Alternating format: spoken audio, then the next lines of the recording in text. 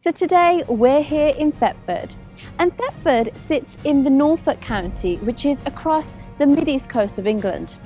Now this county is known for its beautiful countryside views and of course the wonderful tourist attractions, but it's also the place to go for culture, history and of course heritage.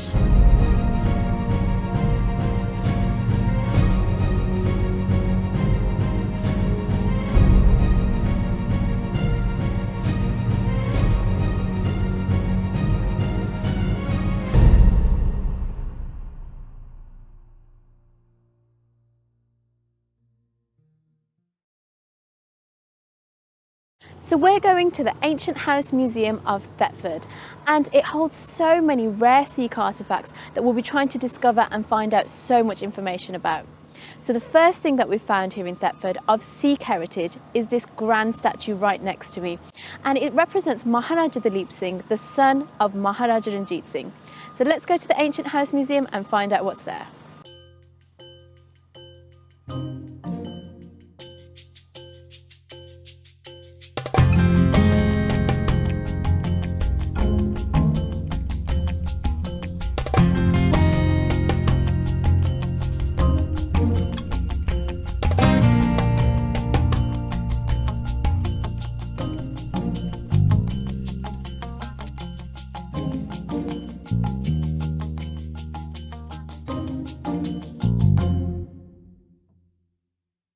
So we've made it to the Ancient House Museum, and Oliver's very kindly agreed to take us around and talk to us about Maharaja Duleep Singh.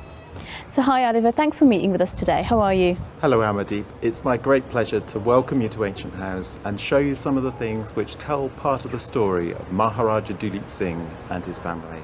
So how long have you worked here now? I've worked here a long time and I've really enjoyed, part of my job I really enjoy is to welcome people to the museum and tell them something of this story. It's a fascinating story. Okay, great. So should we get started? Yeah, let's go in.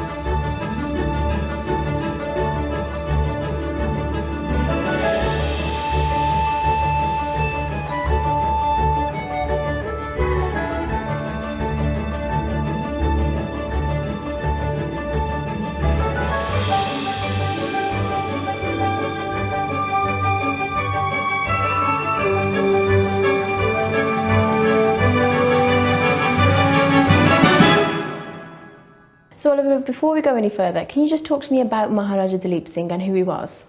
Maharaja Duleep Singh was a boy king of the Punjab in the 1840s. He was the last ruler of an independent Punjab, and he was the last of the sons of the great ruler Ranjit Singh. He was born into a turbulent time in that part of the world, and it was a time of conflict with the British. After the two Sikh wars of the 1840s, the British took control of the Punjab, and the Maharaja Duleep Singh, he was still just a boy, gave up his rights to the sovereign territory. He gave over his possessions, including the wonderful Kohinoor diamond, and he gave up his rights to come back to his homeland. So I can see in this display there's so many different artifacts here related to Maharaja Duleep Singh. So can you talk to me about a few of these items? When visitors come to the Ancient House to learn about the story, they see this display case full of objects of interest relating to the story. Which one of these would you like to talk about, Anna? Well, the thing that's catching my eye, first of all, is this beautiful diamond here in the middle. Can you tell me about that? Yes, this is a replica of the famous Kohinoor diamond that was once owned by Duleep Singh, and it was given to the British, given to Queen Victoria as part of the settlement at the end of the rule of the Punjab in the 1840s. And it's a wonderful thing, isn't it? It now forms part of the crown jewels and is set in the crown worn by female members of the royal family. Wow, I mean, it's so eye-catching to look at. And then right next to it, there's this beautiful book here as well. I mean, is that a Bible? Yes, this is it's a very interesting artifact. This is a large Bible that was a parting gift to Duleep Singh from Lord Dalhousie, who was Governor General of India at the time. And it was a sort of symbol of Duleep Singh taking on the ways of the British, taking on the Christian faith. So did he convert to Christianity then?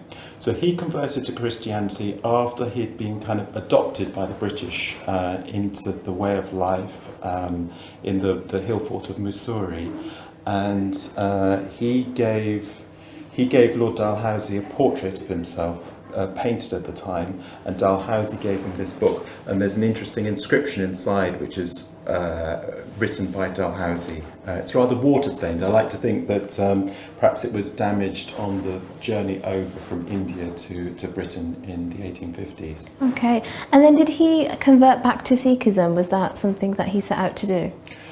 What happened is, through his life, he gradually became aware of what he felt were great injustices of his situation. And finally, towards the end of his life in the 1880s, he decided to leave Britain, try and make his way back to his original home. And it was at that point that he reconverted back to the Sikh faith. Wow, that's fascinating. So this looks like a photo album here. I mean, what type of photographs are in this? This is a wonderful glimpse of the world of Duleep Singh and his family. We've got intimate portrait photographs of Duleep Singh, his wife and his children. And this was an album that was owned by Prince Frederick Duleep Singh, who was second son of the Maharaja. And it's fascinating, isn't it, to look into these faces from long ago. Is that something, do you think, we can look at in more detail? Can we look at it a bit more closely? Yeah, sure. We've got a replica of the album that's available for visitors to see. So yes, let's have a look at that later. Brilliant. And can you tell me about these other two artifacts that are here as well? Yes, in the sort of the story that we're telling, Prince Frederick Duleep Singh is the hero of the ancient house in some ways, second son of the Maharaja, and he was the one who very generously decided to purchase the ancient house and give it to the town for use as a museum. And it's a wonderful act of generosity that we're thankful for today. And amongst Prince Frederick's possessions were this amazing coat of arms that we see here, with two lions around a shield, also with a lion. And this was a coat of arms that was designed by Prince Albert, Queen Victoria's husband, and for the Maharaja. Yeah. And it has a motto in Latin, Prodesse quam conspici, which means to do good rather than to be conspicuous. So I can see there's two photographs here. One I can recognise is Queen Victoria, and who's the other one in there? Yeah, we have Queen Victoria and Prince Frederick Duleep Singh with the moustache there. There was this close friendship between the families over the years. When the young Maharaja came over to Britain in the 1850s, he was kind of adopted by Victoria. He went to stay with the royal family at Osborne House on the Isle of Wight. And it's at Osborne House where hangs this amazing portrait of Duleep Singh, which was commissioned by Victoria from her favourite court artist, Winterhalter. And if you go to Osborne House today, you can see this portrait of Duleep Singh on display there. So I can see now that this is Prince Frederick Duleep Singh. So can you talk to me more about who he was? Yes, Prince Frederick Duleep Singh was the second son of the Maharaja, and he lived locally at Blow Norton Hall, and he was the benefactor of the museum. And here we see a photograph of him dressed in his military uniform. He was a member of the Norfolk Yeomanry, and over this side we can see some photographs of him when he served during the First World War. There's a wonderful photograph here of him standing outside his tent, and you remember the wooden coat of arms? Yeah. And here we see a representation of that emblazoned on his tent. Wow, so he served in the war as well. I mean, that was quite a brave thing to do, wasn't it? I mean, and was he serving on behalf of the British? He was serving on behalf of the British, along with many hundreds of thousands of soldiers from all around the British Empire. And we can see here photographs of other officers on horseback. Prince Frederick was a keen horseman, and there were over 1 million horses and mules that were part of the British operation. It was just an amazing quantity of people and animals that were deployed at that time. And where did he live? Was that here? Prince Frederick purchased this house and gave it to the town, but he actually lived at Below Norton Hall, which is a few miles away outside of Thetford. Okay, great. So can we see another part of this museum? Yeah, sure. Come this way.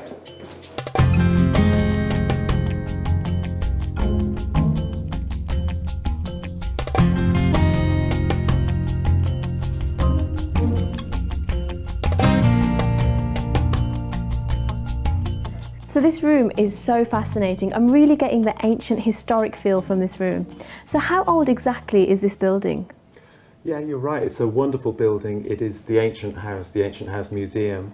We think it's about over 500 years old, built in about 1490, originally as a merchant's house with a shop as part of the original structure. And when you come to visit, you can see all these wonderful beams and the carvings of the house. It really has lots of atmosphere.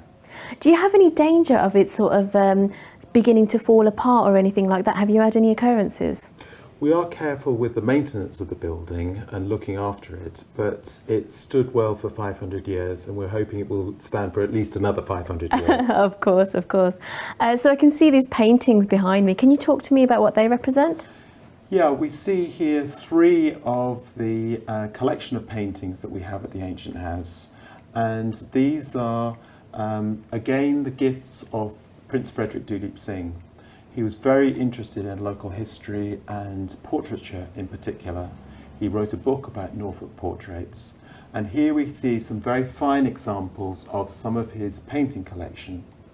The one in the middle, for example, shows Mr. Symonds on horseback, and with a curious link back to the Maharaja Duleep Singh, he's holding this peregrine falcon on his hand, and we know that the Duleep Singh as a boy back in Punjab was a keen sportsman, a keen hunter with a hawk.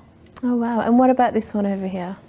And here we see a painting of a lady from the Shelton family, and she's holding it's a fan in one hand and an elaborate necklace with an amazing big ruff around her neck. Yeah. And we display these to link up to the period of the house and the sort of thing that people who lived here would have been familiar with. Okay, and so I can see you've put on a bit of a feast here. So is this the type of food that they would have eaten at that time? Yeah, we've laid on a feast, as you say, of the period, this around about 1590, some 100 years after the house was built. And these ladies and gentlemen displayed in the portraits would have been very familiar with this sort of food.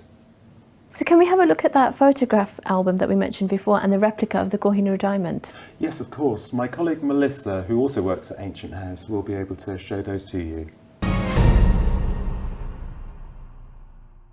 So I'm here with Melissa, who's going to take us through this photo album and talk to us about these pictures. So thanks for joining us, Melissa. So what do you do here at the museum? So I'm the learning officer here, so that means I work with anyone who wants to learn in the museum, from tiny babies to school children to teenagers and grown-ups. Oh wow, okay. So if we can go straight into this photo album. So the first picture, the main man himself, Maharaja Duleep Singh. So talk to me about this picture. So this is an etching, very fine etching, and you can see him here in London as a young man, single man about town, and he looks rather grand, doesn't he, in his velvet jacket. It's a very royal picture, isn't it? Absolutely. You can tell he's wearing the royal clothing. Yes. So what type of clothing would that be? I mean, what type of jewels and jewellery is that? So we've got some pearls, pearls of the Sikh royal family, and this is a velvet jacket he's wearing with lots of gold braid on it, so looking very fine, and you can see also the headdress there. Yeah. So if we go to the next picture, so we mentioned before about Prince Frederick Duleep Singh, and I can see that there's a younger photo here, isn't there? I mean, you can see the transformation of as he grew up. Yes. So what's going on in this picture here? So this picture, again, we see that, like his father, he's wearing the velvet jacket, very plush outfit, and sitting in this very ornate setting. Very classic of the time period of those sorts of photographs being taken. And you can see that he has long hair there. Yeah. And in the later photographs, he's got a more traditional English haircut. Absolutely. And then what age would this one be here? Somewhere around 10 or 11, something like that. Okay, so if you go over to the next photo, so here I can see the three daughters of Maharaja Duleep Singh. Yes. So who can you tell me the names of all the daughters? So we've got Catherine, Bamba and Sophia, the three princesses, all pictured together there in very fine dresses. Looking great. Yeah. Would this be for an event, or what type of setting would this be? We're not sure. They look like they're in sort of evening clothes, but it may well be that they had gone to have their photograph taken at a studio, so a special dress up especially for having the photograph taken. They look very lovely, and they look quite similar as well. You can really tell the sisters, can't you? Absolutely, yes. That's wonderful. So so if we look at Princess Sophia in more detail, that's fascinating, isn't it? I mean, you can really tell what she's doing. Can you just talk to me a little bit more about this? I love this photograph. I think it's really powerful. This is her in a rather fine coat, and she's selling copies of the Suffragette magazine, the Votes for Women magazine, and she's just outside the gates of Hampton Court Palace here selling them, which is where she had a grace and favour apartment. So you can see from this how integrated she was with that suffragette movement and how important it was. Wow, I mean, that's absolutely fascinating. And as you can see, there's so many more photographs to look at as well. So of course we can't view all the photographs in this album, so you'll just have to come down here and view them yourself. So is it possible to view these for the general public? Absolutely, yeah. Just come along in during our opening hours, ask at the front desk, and we'll get them out for you. And there is more albums? There's another album to look at as well. So there's lots to see, isn't there? Loads to see. Brilliant. So can we have a look at that replica diamond that we mentioned? Of course. So here is the replica of the Koh-i-Noor diamond. Wow, I mean, that is fascinating. And if I can just pick that up, the size of that is huge, isn't it? It really is. And is it right that it was actually bigger than this to begin with? It was much bigger than that originally. In 1851, it was exhibited as part of the Great Exhibition in the Crystal Palace, and it was much bigger. But people thought it was amazing, but didn't think it sparkled very much. Okay. So Prince Albert commissioned someone to recut it, and it's very finely cut, so it really shines. Wow. So if we were to say how much carat this is, would you be able to tell us? It's actually on this box, which is very helpful. So it tells us that it's 105.60 carats. Wow, that is huge, isn't it? 105 carat. I mean, imagine what that would be worth. I know, I daren't even think. And it's now part of the crown jewels, so you can see the real thing as well. We sadly only have the replica. Yeah. So tell us about the future plans of this museum. Are you planning on making any changes? Yes, we're thinking of changing this room, this upstairs room at the ancient house, into giving a bit more space to this fascinating Duleep Singh story, and we're wanting to be able to have more space for people, more exhibits for people to see. And we'll be starting a fundraising campaign to really develop the ideas and develop the exhibits, and we're really looking forward to this new project. And where can the people at home find out more information about this museum itself? We have a website. If you go to search Norfolk Museum Service, and Ancient House is one of the museums in the service. And we also have social media, so we'd love it if people would follow us on social media. Absolutely. And do you hold any events at all, like for children or for any school trips? We have a big program of events, both for family events and also for school visits, and we love it when we have the museum busy and full with people interested and learning about the whole story. We welcome coach parties come, and we've got one coming up very soon, and it's just brilliant to see people learning and enjoying about the story. So I hope you've all learned about Maharaja Duleep Singh. Thank you for watching. See you next week.